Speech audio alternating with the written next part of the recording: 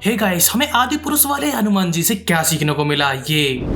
कपड़ा तेरे बाप का, तेल तेरे बाप का, आग भी तेरे बाप की और जलेगी भी तेरे बाप की। आपने आदि पुरुष के रामायण वाले डायलॉग को तो सुन लिया, एक बार आप रामानंद वाली जो रामायण है उनके इस डायलॉग को सुनिए। मैं उनका गुप्त दूत हूँ, मेरा ये भी कर्तव्य है कि जाने से पहले शत्रु के बलाबल की थाह ले लूं। तो देखा भाई लोग, आप लोगों ने आदि पुरुष के जो संस्कार है वो कितने कम है। VFX का खर्चा ना हो इससे बचने के लिए रामानंद जी ने एक रियल कौवे को लगाया। जब रामानंद जी ने एक्शन कहा तो वो कौवा हर बात मानने लगा। इस रामायण में 4000 फुट की दिखाई गई लंका ओनली 4 फुट की थी, यानी कि उस जमाने की रामायण में VFX की कोई कमी नहीं थी। वैसे तो आदि पुरुष की एक काली वाली लंका से ये वाली लंका ही अच्छी लगती है। अब इतना ही नहीं, इनके जो कलाकार थे इनको जब ये रोल मिले तो इन्होंने अपनी निजी जिंदगी में बदलाव कर दिए। जैसे कि दीपिका ने इससे पहले बहुत सारे बोल्ड कपड़े पहनती थी, वह सीता का किरदार निभाने के बाद में साड़ी में नजर आने लगी। और राम का किरदार निभाने वाले अरुण जी ने तो सिगरेट तक छोड़ दी थी।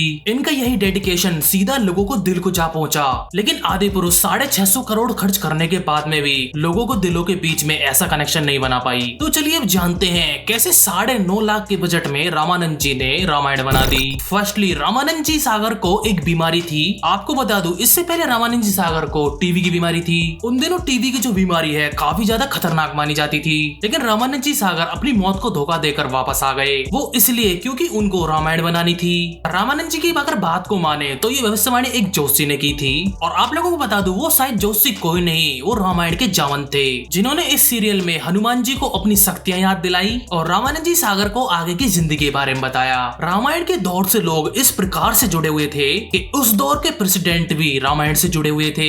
आपको बता दूं, रामानंद जी सागर ने फिल्मी दुनिया में कदम एक क्लैपर बॉय के तौर पर रखा था। इससे पहले उन्होंने 2 वक्त की रोटी के लिए चपरासी और सफाई कर्मी का भी काम किया, क्योंकि चंद्रमौली अमीर खानदान में उनको जन्म लेने के बाद में जब उनकी नानी ने उनको गोद लिया तो उनकी नानी ने इनका नाम रखा रामानंद और उसके बाद में इन्होंने अपना पिन नेम सागर लगाया। जिस व्यक्ति में सागर जैसी गहराई थी, इसीलिए उन्होंने तो रामायण की हर एक बात को बड़ी गहराई से समझा और इसी गहराई से उन्होंने लोगों के दिलों के बीच में अपनी जगह बनाई। लेकिन इस गहराई को आदि पुरुष के ओम राउत बिल्कुल भी नहीं समझ पाए। अगर इस बात को समझा होता तो आदि पुरुष ने लोगों के दिलों में अपनी जगह बनाई होती। और नेक्स्ट पर आता है दिल को छूने की। और शक्तिमान जी ने ये बात बिल्कुल सही कही कि आदि पुरुष तो रामायण का 100वां हिस्सा भी नहीं है। अब यार होगी भी कैसे, कपड़ा तेल बाप की जलेगी, ये कोई डायलॉग होते हैं क्या? अब इन डायलॉग्स को सुनने के बाद में आप क्या ही उम्मीद कर सकते हो। मनोज मुंतासिर जब आदि पुरुष की राइटिंग ही नहीं कर पाए तो क्या उनसे मूवी बनेगी। इसके अलावा रामानंद सागर ने तो नरेशन, डायरेक्शन, प्रोडक्शन सब संभाला था।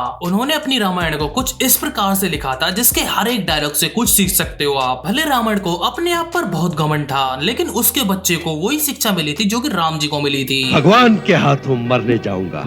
जो पिता से विमुख होकर जाते हैं, भगवान भी उनका आदर नहीं करते। लोगों को रामायण ही नहीं, उसके अलावा उनके गीतों को भी बहुत सारे लोग पसंद करते हैं। और जिन गीतों को रविंद्र जैन ने लिखा और गाया था, राम भक्त ले चला रे राम की निशानी।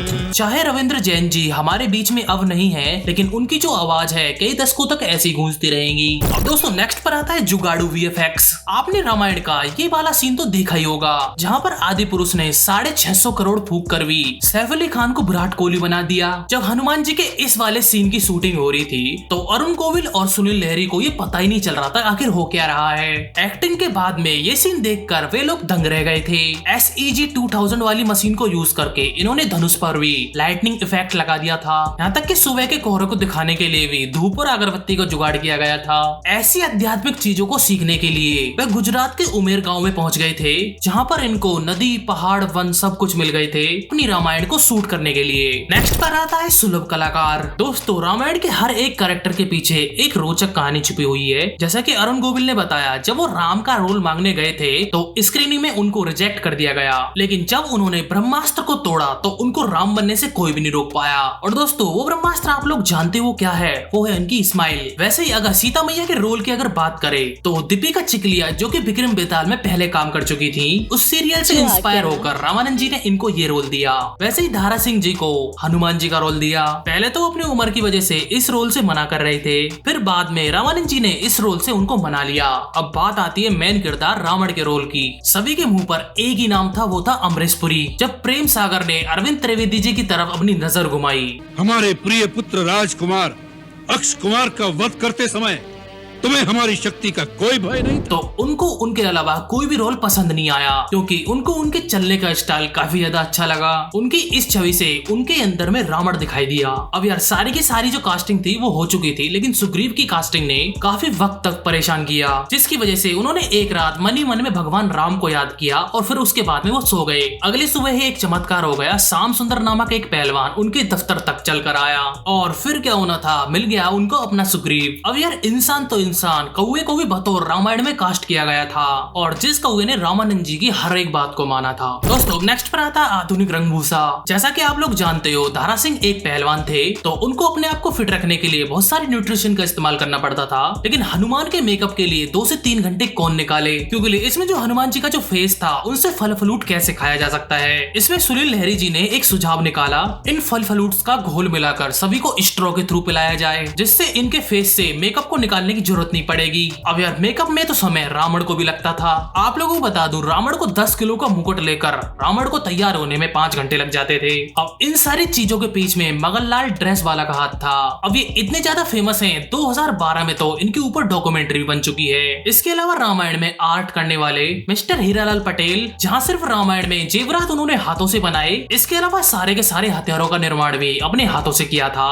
अब दोस्तों नेक्स्ट पर आता है तोल मोल का भाव। जहाँ पर आदि पुरुष को बनाने की बात 650 करोड़ की हो रही है, वहीं रामानंद जी का पूरा सीरियल 7 करोड़ में बनकर सुपर हिट हो गया। जब रामायण को बनाने की बात चल रही थी तो रामानंद जी सागर को कई फाइनेंसियर्स ने उनको बाहर का रास्ता दिखा दिया था। यहाँ तक कि प्रेम सागर जी जब इन्वेस्टमेंट मांगने के लिए फॉरेन गए तो इन्वेस्टमेंट देने के लिए इन्वेस्टर ने उनको मना कर दिया और ऊपर से ये सलाह दी थी कि रामायण बनाने का उनमें जो ख्याल है इस बात को अपने दिमाग से निकाल दें। पूरे 3 साल बाद सेंसर से 3 बार रिजेक्ट होने के बाद में इन्होंने 37 करोड़ 4 लाख का रिटर्न दे दिया। आप लोगों को बता दूं, रामायण के हर एक एपिसोड का खर्चा 9 लाख आता था, मगर उसके हर एक एपिसोड में 40 लाख की कमाई होती थी। जब संडे को रामायण आती थी, सड़कों पर इंसान होने की बजाय अपने घरों में बैठते थे, हाथ में एक रिमोट होता था, मोहल्ले में 30 से 50 लोगों की भीड़ होती थी और देखने का सिर्फ एक साधन टीवी होता था। इतना ही नहीं, रामायण को देखने से पहले लोग चप्पल निकाल देते थे और नंगे पैर ही रामायण को देखते थे और टीवी शुरू होने से पहले टीवी के सामने हार और नारियल रख देते थे।